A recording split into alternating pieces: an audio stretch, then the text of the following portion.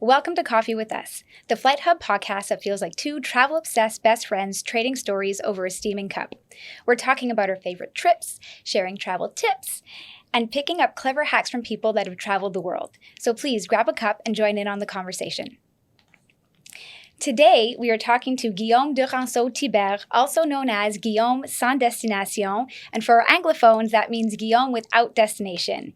He has visited more than 80 countries, traveling the world with a simple philosophy: follow curiosity, not a strict itinerary.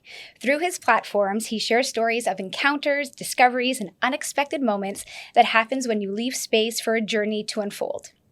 You may also recognize him from the television show Salut, Bonjour, where he often shares his experiences from both Quebec and around the world. And he's also the author of Partir sans destination, his memoir inspired from global travel. Welcome, Guillaume. Thank you. Guillaume, before we start, I have to share something with you. Yes, for sure. So you're Guillaume sans destination. If I had a travel Instagram name, it would be Liane Planification. Oh, yeah? Yes. Why? I'm the exact opposite of you. I do schedules, I do itineraries, I do research. So you are the exact opposite of me. I'm very excited to interview you today so I can maybe pick up some travel tips from you. And I might pick some up as well. Maybe. So let's start there then. How did travel start for you? And then how did Guillaume sans destination develop? I think, like a lot of people, it starts as a young kid when your parents bring you somewhere else. And I remember my first trip with my mom and grandmom. I was maybe 4 years old and they brought me in France. The first time you take the plane, there's something magical about that. You remember everything, every steps along the way. Like flying in the sky like a bird, you've seen planes in the sky, but now you're in that plane. I remember that very much. And I arrived in France and everything was the first time. And there's something that stays in your mind and in your heart when it's the first time that you see something or do something. And that first trip, I realized that Earth was big for my small life that I had for at the time. And I picked up my first memories. I was like, okay, there's a lot to explore. And after I got involved in movies, like adventurous movies, like Indiana Jones or stuff like that. And I always knew that I wanted to discover the world or be an adventurer, feel stuff, meet people along the way. So it starts at that young age. And after that, I got involved in the family business, which was like a plant nursery. And it was a seasonal job. So I started at 18. And for 6 months, I was involved in a family business, selling flowers on the south shore of Montreal, in La Prairie. And then I was like, okay, I like that. But the thing that I like the most about that job is that I have winter off. Right. So I continued studying a little bit, but I really, really knew at that time that travel was something important for me. It was a passion, and I want to build a life around that. So I was doing the business for 6 months with my mom and the other people in the family and in the business. And then when it was like October 31st, before Halloween, I knew it was like the last day before I was going to catch a plane to go discover the world. And I started at 18. So now I'm 38. Okay. So it's been 20 years that I've been doing this lifestyle, traveling for like 5-6 months everywhere in the world to discover the planet. So it was really interesting. And year after year, it was the beginning of the social medias, Facebook, Instagram, all of that. And I was like a dinosaur in that. I was like, I don't know how to use that. But some people in a TV production company, they reached to me and they told me, they're like, oh, you should film your movies with your phone and share it on YouTube. I was like, what's YouTube? What's that? But anyway, step by step, I started doing that. And they told me I should find a name, like the brand name. I was like, I don't know. I'm not a good planner as you said. Okay.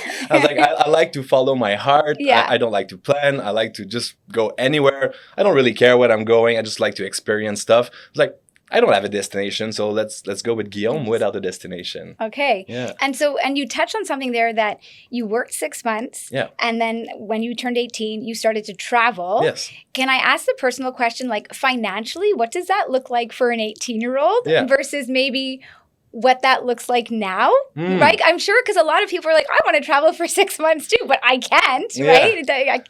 Well, Did you yeah. you spend all of your budget for? Yes. For sure. At that age, like I knew every hours that I was working. Let's say back at the time, it was maybe $8 an hour, the average salary. Like minimum So wage, yeah, yeah, exactly. So I knew that every hour was putting me towards my goal, which was the plane ticket. For me, that was the only thing that I was planning. Okay. The plane ticket. That was the budget that I had to find was to pay for that. And after that, I'll figure it out. Okay. But for sure, I was working really hard during the time that I was also going to school. Every hours that I had, working, my hands in the soil, planting flowers, lifting stuff. But I knew I was going to get that You had plane an ticket. end goal. Yeah. And after that, everything that I was experiencing was so tasteful because I worked so hard for that. So, but yeah, now stuff has changed, the life has changed as well. But it was I really enjoyed that time when I was struggling to achieve my goal. So the goal was to buy a plane ticket. Yes, it was buy only a plane that. ticket. That's Yeah. all the planning that you needed. So walk me through how then you would choose a destination. So there's a little bit of planning there, you Yes. know, right? Yeah. So Yeah, for sure. Well, how much time do you have? we have a while, so we're here all afternoon. So when I was 18, I always wanted to go to Southern America. Okay. And then I ended up going to Peru for the first backpack trip. And for a few months, it's been like that. And after that, I was like, okay, I want to plan a big trip the next year, the next winter. So I went with a friend. We went in Southeast Asia. And it was amazing. And that's literally where I was like, okay, this is backpacking. This is how I want to live my life. It was like I felt so free. And I can tell you a lot about freedom after that. But I felt so free being like a 19-year-old, meeting new friends for the first time, having this bond of friendship while traveling. It was something that we could share. It was really, really, really strong. And so it started like that. So I had to plan the first destination, but when I was there after that, it was just like out of curiosity, just going anywhere. And year after year, I made new friends that were not living here in Quebec, that were around the world. And I had this chance, this privilege to be able to know that I was going to be able to meet them again. So it was never really because I wanted to see a place. It was because I was meeting someone, and then we were discovering a new place. I remember I was in Brazil. One of my best friend that was Australian was in Sweden, and he was like, let's meet somewhere. I was like, okay, where exactly in between? So we check on the map, and it was the Azores, the island in the middle of the Atlantic. So we was like, okay, we flew there, we met there, share something strong. Again, and the next year, another friend that I had was living in Bangkok, Thailand. So it was like the base camp over there. So every year I was going in Bangkok, meeting him, spending time with him, slowing down after the big flower season. And after I was like, okay, where do I go? And I was like meeting other people on the way. But I realized while answering your question that I was going to meet people before places. Okay. Yeah. And then it starts off backpacking. You're 18, 19, 20. Yeah. You're backpacking. Yeah. Can you bring me through the phases? Has there been phases? Are you still backpacking? Or have we evolved a little bit? I think it's more like flashbacking than they say. Okay, I don't know what that means. You have to know. I don't know what that means. It's like camping and glamping. Okay. Yeah, a little bit. So Okay. And in between. I kept the spirit, but like I prefer more comfortable places. Like a hotel with a shower that you don't have to share? Yes, exactly. All that.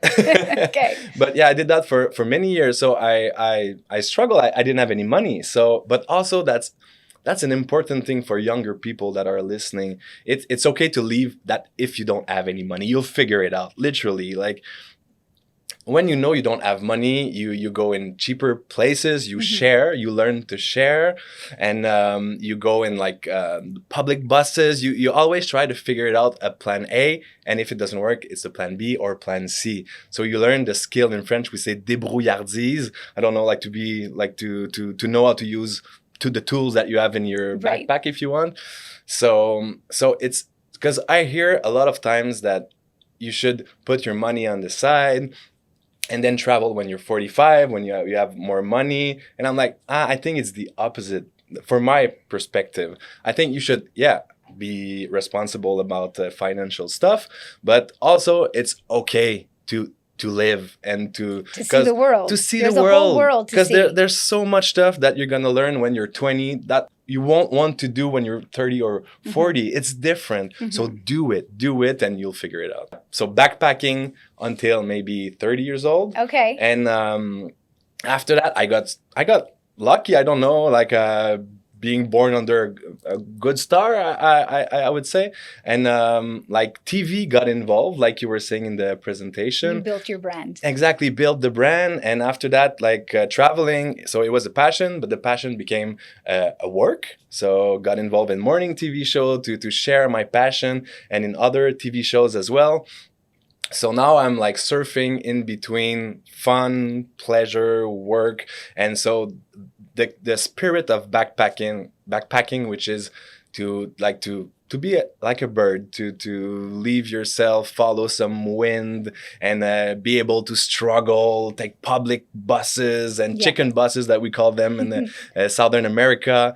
The spirit, it stays alive. But like you were saying, I'm sorry to interrupt. But can I ask you a question that I really like that you said you learned to share. You learn to meet people and share. Yeah. Do you have some stories about that or some examples? Like you get to a place, maybe you have to share a meal and you meet somebody, but can you dive into that a bit? Yeah. I mean, now it's different because I learned to share when I was younger, but now I prefer stuff for myself. So this has changed along the way. But we said different phases. Yeah, different phases. Yeah. And I think life goes like that, So yeah, share. Let's say you're in lost in Thailand, northern Thailand, you have $3, you're 4 people, you have 1 meal, then you need to share the meal, and also share ideas and be able to do compromises, which I have no siblings, so we don't learn how to share stuff normally. To compromise, to keep stuff for yourself.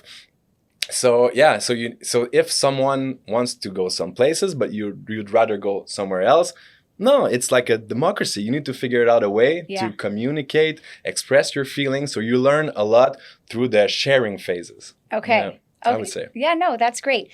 Now let's move on to over 80 countries. Yeah. Right? Or is that an accurate number? Now it's 100, I think. You've hit 100. Yeah, around that. Yeah. Okay. Yeah. Do we have a favorite place? Wow. This also changed with the phases of your life. So when I was in my 20s, I really loved Thailand for the reason that I was telling you. My best friend was there. It was the base camp. Also, I was loving to do parties and with the locals and the people that were living there, to share the energy that the city had to offer. That's the full moon parties, no? I've done that, yeah. I have a feeling you've done a lot of parties, All Guillaume. these parties I've done. Okay. What's the next question? Where's the best party? Okay. Yeah. I'll tell you. Okay, we'll get there. But so I was really enjoying that, to be able to dance, express yourself out of with movements, with music, feel free. And after that, I wanted to discover more. It was more cultural, so I really enjoyed Europe during a phase as well. And now I'm into different things. I'll get into that later on, but I'm into mysteries. I love the unknown. Okay. Yeah. So now that would be the next topics that I'm following: the unknown in different countries, or the undiscovered, or the mysterious places in the world. And I would right off the bat, I would say Egypt. Now, for me, that was a big thing to go there recently, and I have planned to go also within the next year. Okay. Do you repeat destinations? For sure. Okay. Yeah. All the time. Most of the times. So that's a little bit left hand for me, because I go to a place and I go, I want to see it once. I want to do it properly because I don't know if I'm coming back. Right? So that's where my Leanne planification comes, because I want to make sure I hit all the things. Yes. But you go and you don't put that pressure on yourself, because you can always go back. Exactly. But also I have a lifestyle that allows me to travel quite often, which is a privilege I'm aware of. Right. When you have less time, or let's say it's an holiday, it could be 2 weeks or 1 week a year. For sure, I understand that you want to see stuff, you want to experience stuff, you want to taste stuff. Yeah. So if you don't plan that, well, you'll go up to a place and you might miss the miss biggest out. and the nicest Yeah. waterfall, the Yeah. museum that you wanted to see, or the little market that was there on this Sunday that you're going to miss because you haven't planned it, right? So I understand Right. that. There's pros and cons to both. Exactly, for sure. Yeah. exactly. But when I was younger, I didn't like to go back to the same place because exactly like you were saying, that I've been there. And the world is so vast. Let's see other places. But now I'm mostly about meeting people, and so if the persons that I want to meet are in the same countries, then I'm going there. And also we evolve as people, as person. So the things that you enjoy doing when you were 20s are not the same at 30s and at 40s as well, and at 50s. So the country changed as well. So everything changed. So it's never the same. You evolve. Yes. Okay, back to the party question. Okay. I forgot. Where have you experienced the best parties around the world? Thailand was strong for that. Okay. And also, I met someone that I got involved in a project that was called, this never been out, so nobody knows about that, but it was called like Party Chasers. So we were in Europe and we bought cars that worth maybe $300, and it was like 15 people from around the world, and it was like a marathon, a rally chasing the biggest parties in Europe, and we ended up in Kazantip in the Crimea, Ukraine. We were in Bosnia, Serbia, Romania, chasing all these parties. But I always loved the party scenes when I was younger, because it was the energy. It was like a way to meet people that were living there, to feel the heart of a place. And also I liked to dance back then and to like jump and share the strong moments with my friends. And now it would be a nightmare for me to consider that. Like I live in my little cottage in the wood, and I like when it's like there's silence. But I'm surprised you didn't say like the typical Ibiza or Tomorrowland. Yeah. You know, Yeah. Ukraine. I don't think anybody would have ever guessed that. Yeah, before. Now it's sad. Stuff had changed Of for course. sure. But it was also going to places that people were not going. I always I always enjoyed that, to try to, have this like little thing that, you don't know. Yeah, I'll tell you, I've been there. Yeah. Yeah. Okay, so when you just mentioned a bunch of, Middle Eastern places. Have you ever been scared traveling? Yeah, for sure. Tell me about it. Give me a story. There's different level of of scaredness. Okay. The only place that I felt afraid was in San Salvador, El Salvador, before the regime change and before the government decide to take another route and to try to make the country more safer. So, but I remember just that feelings that I felt, that something inside me, the guts, people were looking at me away. I was lost. I was in tiny streets trying to find an hotel, middle of the night. And I was like, okay, this place, I feel afraid. Nothing happened, right. But I just felt the energy was afraid. I was afraid.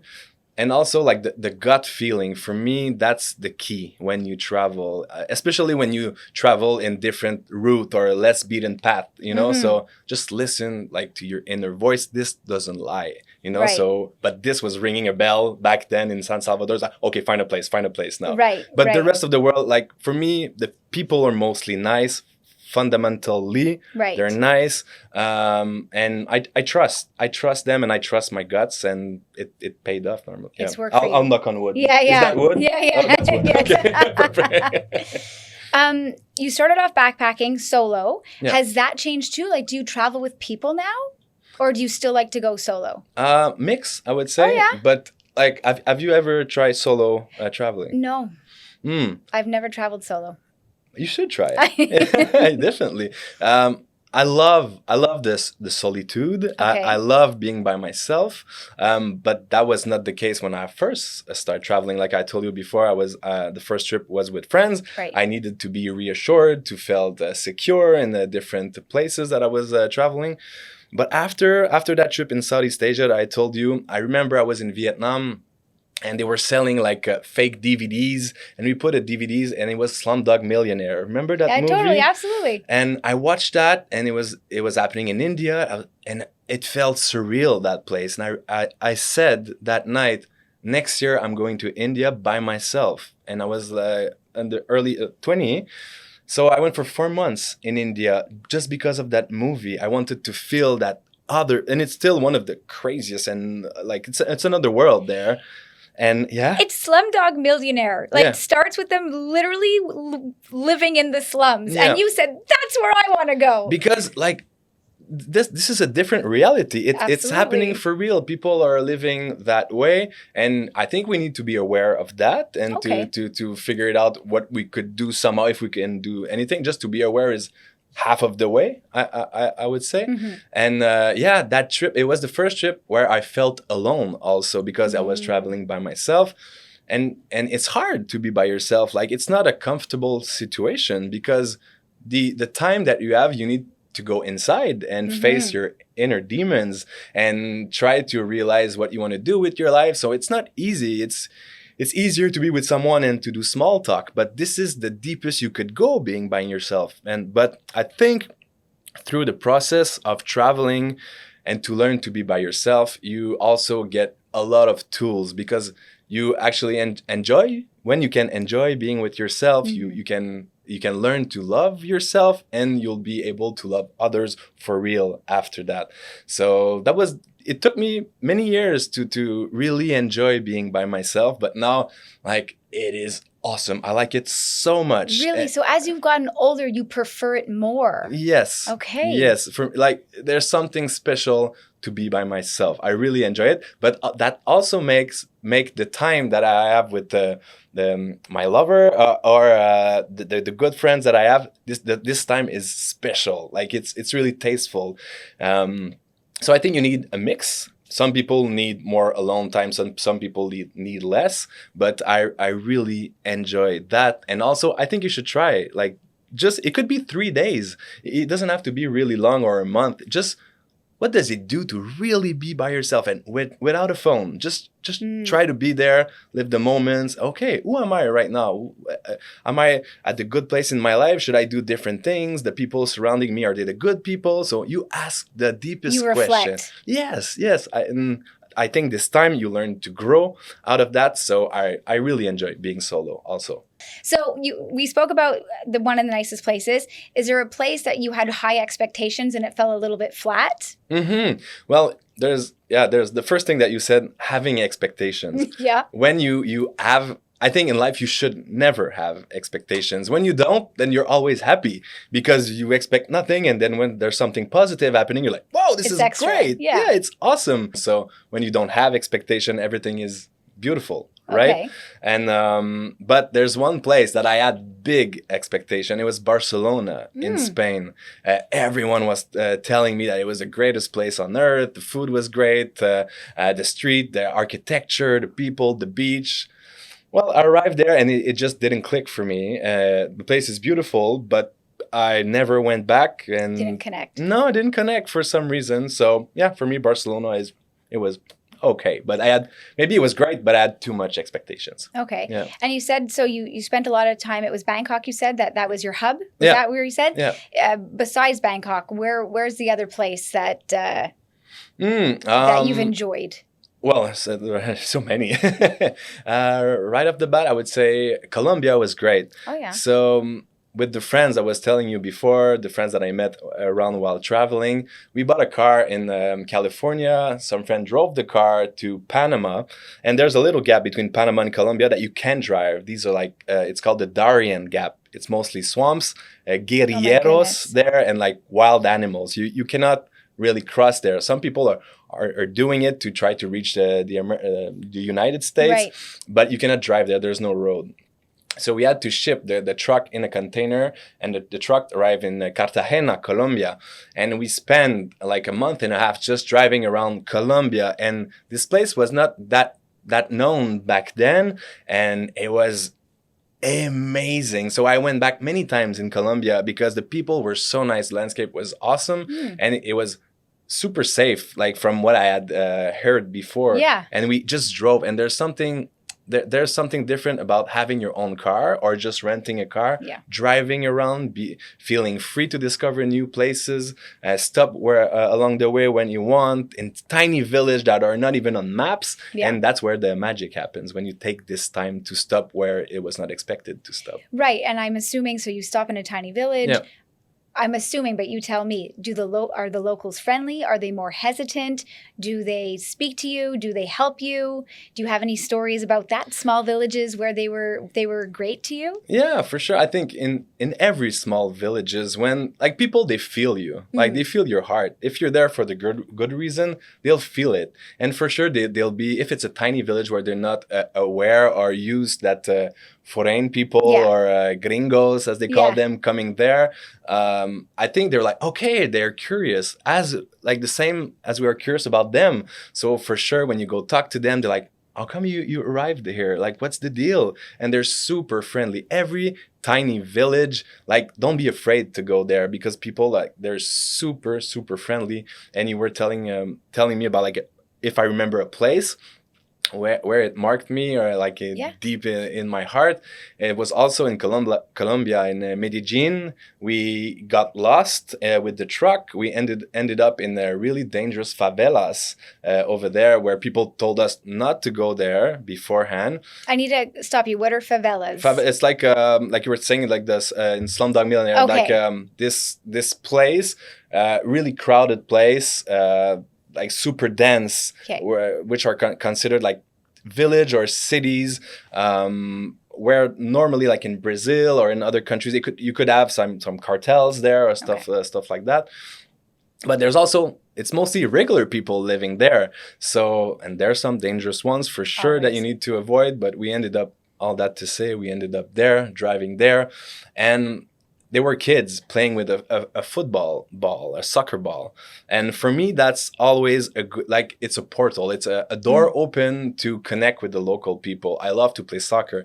So when we saw the kids, they were like super curious. They've never seen any white people there. So I was like, you want to play? And we started playing there. And after that, all the village came and they got involved in the play, and they were super nice. I was like, okay, that's one of the most dangerous place in Colombia, but all the people are so nice. You had such a great experience. Lucky, exactly. Yeah. So it marks you. Yeah, for sure. Yeah. And have you ever not had a good experience? With people? Not really, for sure. Like, we got robbed in different countries. Oh, okay, no, that's a bad experience. Oh, is it? Okay. I'm always trying to turn that into a good experience. Into a positive. I get it, but it can't all be good, Guillaume. Tell us about one of the bad things. I still think it's all right. Let's see how I think. Like, we're in Peru. We have the car. We got pulled over by the police middle of the night, and they asked us like $500 or something because our tail light is burnt for some reason. And we're like, we're not going to pay. He's like, I'm going to bring you in jail. I'm like, okay, I'm going to use my salesman skills. And so we had a lot of gears, like sleeping bags and food and stuff like that. So I was trying to sell the policeman, like, here, look at my good sleeping bag and look at the gear that I have. And he's like, no, I don't like that. I don't like that. But he saw the bottle of whiskey that we had in the trunk. No. It was like a special bottle or something. He was like, I'll get that. I was like, yeah, good deal. So he got the bottle and then left us. So we got pulled over for no reason. He wanted money, and it ended up being a good story. Right. So it's not always like that. But there's always a thing that I try to find out of that. I learned something out of it. Right. And a good barter. And like you said, it's a life lesson. You were a great salesman in that moment. Yes. And I was like, okay, but I think not with all situations in life. For sure, some situations are awful, but there's some, when you step back, take some time, there's always something that you learn from that. And that's a new tool to confront new challenges ahead, for sure. Okay. Yeah. So you mentioned before that you are getting more into, what did you call it? Natural wonders or mysteries of the world? Or so is it more natural? Is it like supernatural? All that. All the above. All the above. Yeah. Okay. I like the story that we don't know yet. Okay. I really enjoyed that. I like to, like I told you, I was marked by Indiana Jones movie. So he wasn't going in the jungle trying to find like a lost temple, a golden treasure or something. And there's still lost temple like in the Amazonian forest or jungle, and there's still stuff under the sand in Egypt that they're digging right now, and they're trying new stuff every day. So I'm like, okay, so this really interests me to go there and try to find the little piece that is missing as well. And now I'm super lucky. I have new projects coming ahead that you touches can explore that. Yeah, so you'll see that. Okay, we won't talk about that now, but so you did go to Egypt, though. Yes. Okay. First time in Egypt? First time in Egypt. All right. Oh, it was great. Saw the pyramids and the Sphinx and it was all awesome. Yeah, because oh man, it was so good. I remember when I was like 4 years old, my grandma gave me a book about Egypt, and I saw the pyramids, and for me, they were a dream that I want to touch someday. And in 2011, I had flight ticket to go there, but it was the war like over there with the spring, the Arab Spring. So they canceled the flights 2 days before. I had to change destinations. But I think 4 years ago or 5 years ago, just before the pandemic, I had my flight ticket, I had my visa stamp in my passport, and I finally arrived in Egypt, the land of my dreams that I dreamed for so many years. And it was really special to be there for the first time. And before seeing the pyramids, I booked a place in front of the pyramids, like a really cheap hotel, and with big windows and big curtains. And I arrived in the room, and I took with my two hands the curtains. I opened them right away, and I could see the pyramid in my face. It was like, oh, finally I see them, and I'm like, I'm gonna find this like this wonder of the world, the last ancient wonder of the world. So for me, that's one of the biggest place to find mysteries still. Okay. Yeah. You got so excited there talking about the wonder. What are but tell me about some other ones, and have you experienced other wonders of the world, or just something, whether it was man-made or natural beauty, that really stand out for you? Well, for sure, the wonders of the world are always special. There's always an aura around them. Okay. Yeah, so I've seen them all. But there's different lists of different wonders. So tell me more specifically, which ones? I like ancient stuff. Okay. Yeah, really ancient stuff. It could be the Machu Picchu in Peru, which is really special. The Great Wall of China. That's on my bucket list. Yeah. It's amazing. How they've done that, you know, like because you realize that you could go back in time. It could be 1,000, 2,000, 5,000 years old.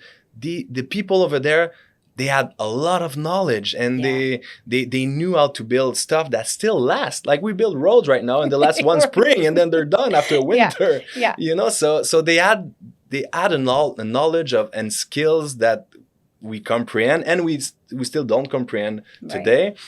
And they also add a knowledge of the stars, and they were building stuff in relationship with the cosmos. That's very cool. And that's so interesting. Yeah. Imagine, go back in time, 5,000 years old. The biggest show that you had was at night, when the sun was down and the Milky Way was appearing in the sky. Everyone was looking at the sky. For sure, they were seeing stuff and divinities and gods over there. Now we don't see the sky. We live in big cities where a lot of lights are there, and our eyesight is mostly on the ground or on the phone. But like, take some time to look at the stars, and you'll feel how magical it is, especially in relationship with ancient stuff that people build. What about natural wonders, like not man-made, natural? Have you any stand out?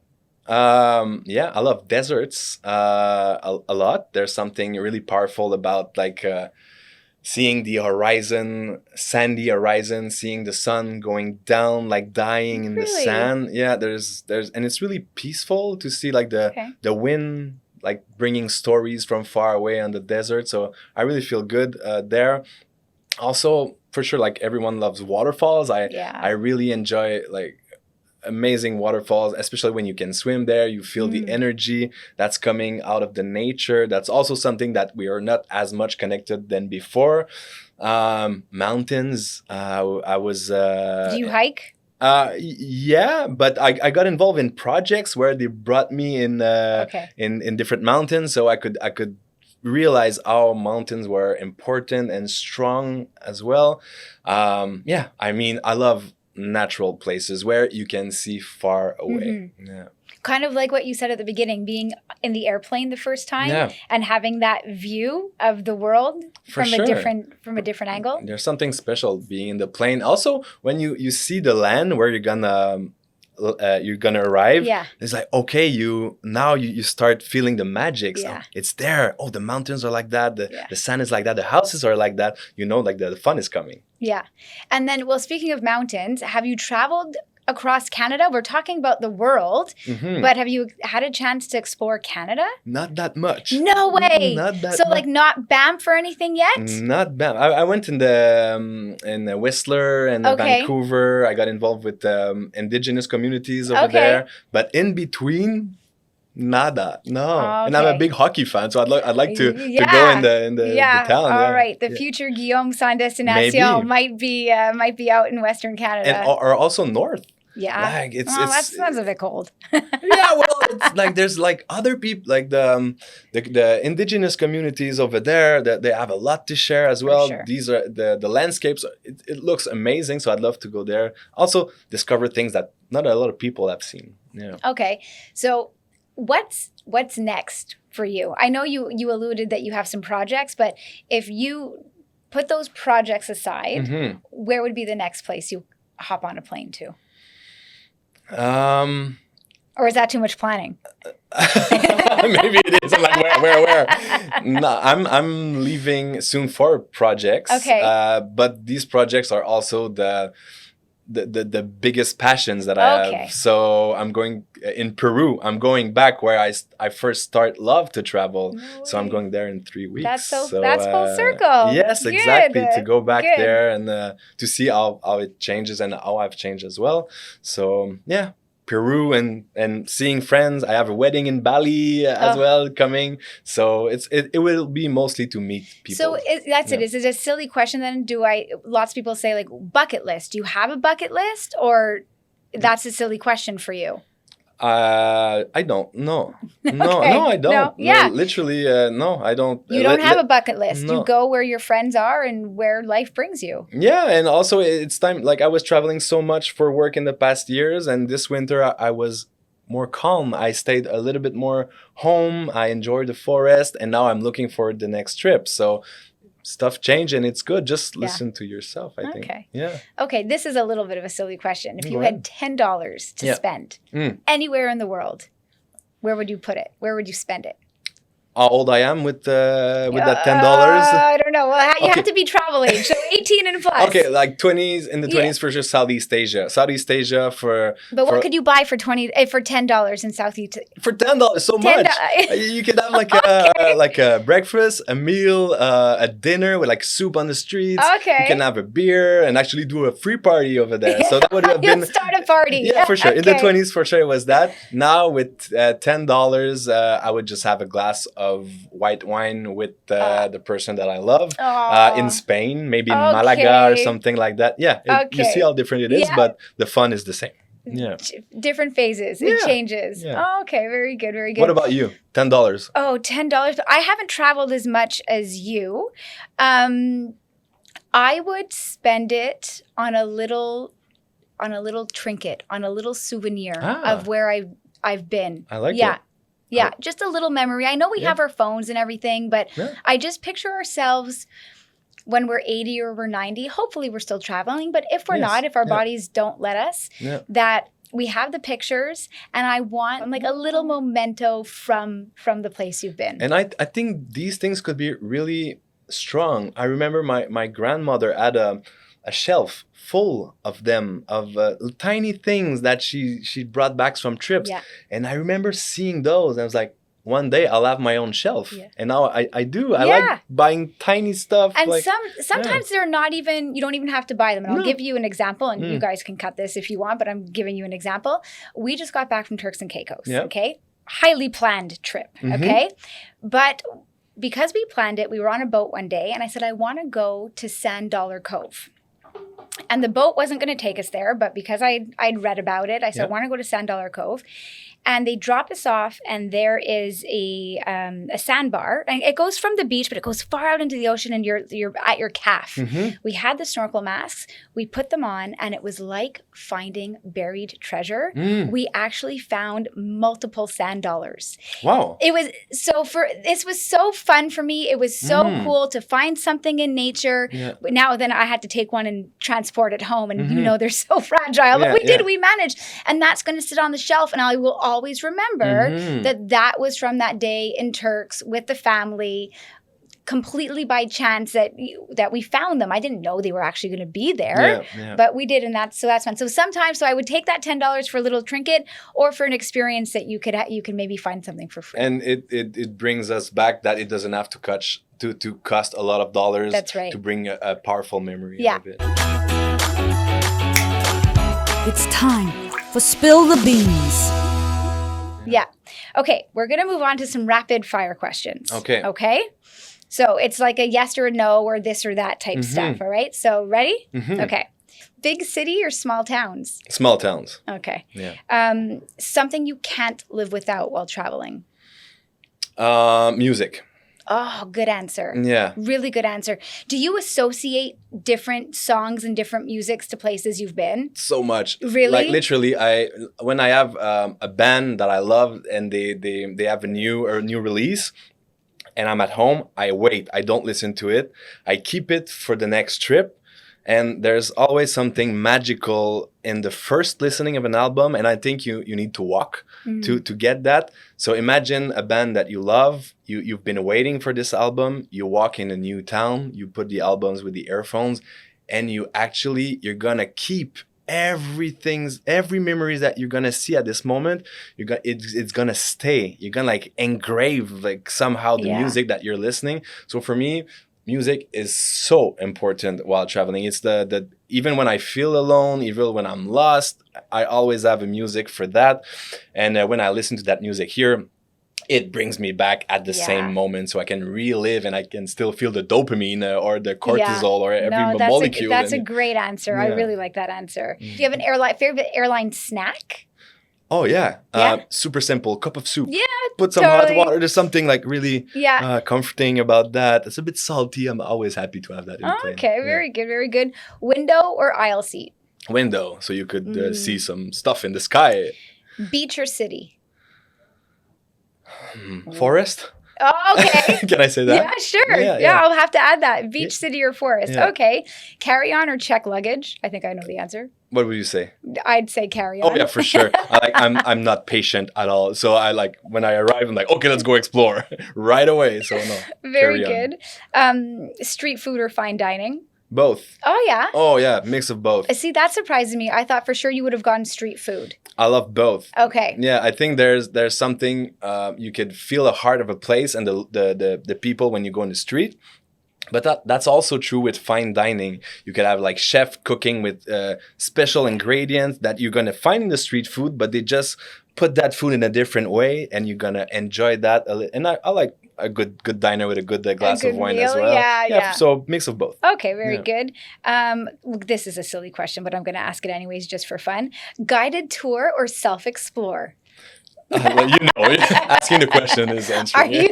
We'll move on. First on the plane or last on the plane?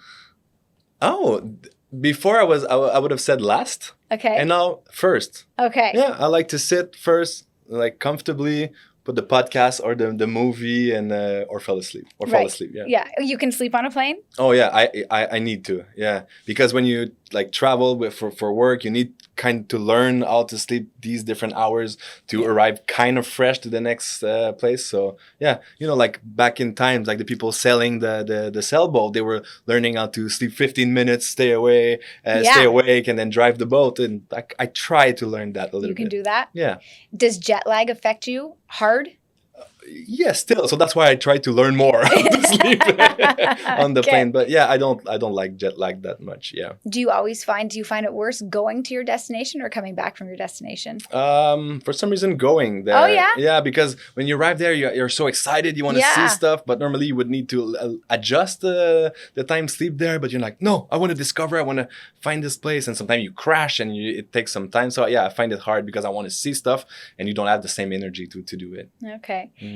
My last rapid fire question, and they weren't that rapid fire, but it's okay. I told you I like to. Oh, good. I love it. No, are you a souvenir collector or no?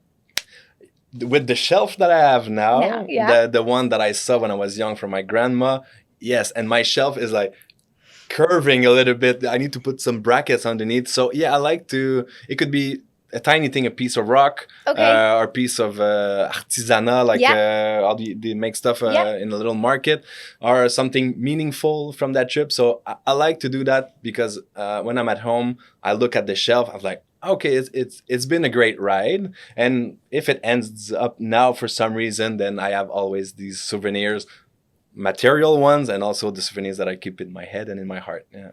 If you had to give advice Mm. to other travelers, what would it be?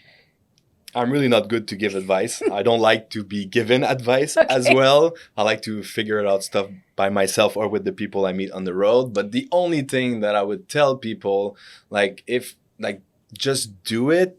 I know sometimes it's hard. It's not always easy to get that first plane ticket to go to a place. But if you can make it, just like follow your heart and also follow your guts. I think that would be the only advice that I have. Follow your guts, because you can have advice from many people, but then if the little voice inside you tells you to go left and you're supposed to go right, but go left, literally. And I always go left. I love going left. So I'll also go left. Go left. Just do it and then go left. Go left. That's great advice. Thank you very much, Guillaume. Thank we you. appreciate having you here today. Same. It was a pleasure. Okay. Thanks for listening to Coffee with Us, the podcast brewed by FlightHub. If you enjoyed the conversation, follow Coffee with Us on YouTube, Spotify, or Apple Podcasts. You can also connect with us on socials and share your own travel moments. FlightHub is all about making travel more affordable and inspiring for everyone. We're glad you joined us, and we hope you'll be back for more stories, ideas, and conversations over coffee.